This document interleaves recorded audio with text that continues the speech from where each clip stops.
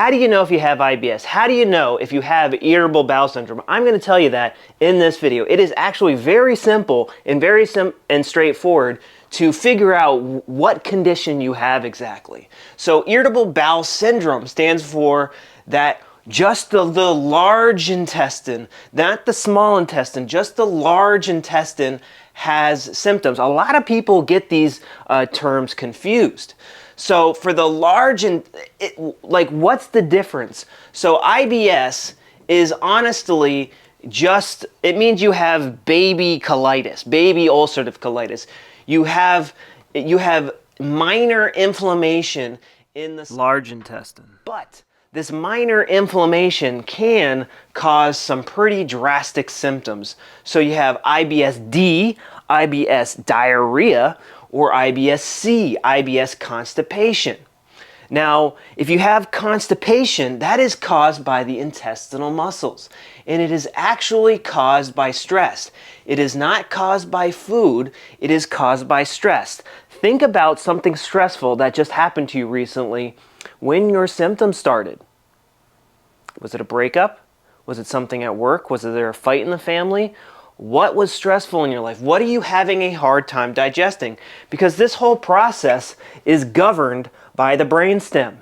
The lizard brain, the oldest part of the brain, it does not know the difference between food and stressful things in your life. Your gut is developing extra gut cells to help you digest and absorb this hard to digest thing in your life.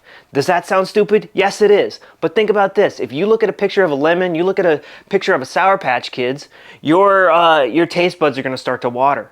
Your brain, this brain, the lizard brain, the oldest part of the brain, does not know the difference between these two things, between fake food and real food and things in our lives that we're trying to digest. So essentially what's going to happen is going to develop these extra gut cells to help you digest and absorb this hard to digest thing in your life.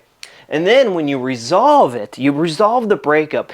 You know, once you get over your boss whipping you like a slave and maybe you go and you find a new job or something like that, I don't know how you resolve these things.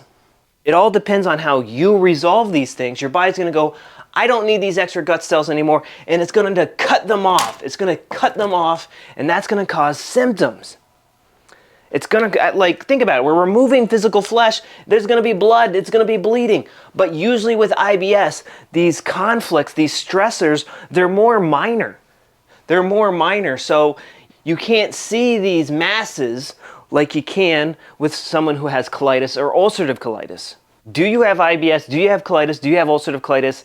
Who cares? They are all just different flavors of you're trying to digest something hard to digest, and that your colon is in overdrive. That's all it is. And IBS is the most minor flavor of that. So in reality, what you need to do is find the stressful event that triggered this, and then make a change in your life to fully resolve it. Get a new boyfriend, get a new girlfriend, patch up the relationship, find a new job, talk to your boss. What are the practical changes you need to make in your life to make this conflict impossible to experience? That's the most important thing. And understand that your symptoms aren't genetic and you are not dying. You could if this gets poorly managed, but what you need to do, you need to understand that these symptoms are a result of the stress. Either your biology is going to change or you need to change in your life. If you have to change your biology to overcome this conflict, it's going to hurt. You need to make a change in your life so that your biology doesn't need to change.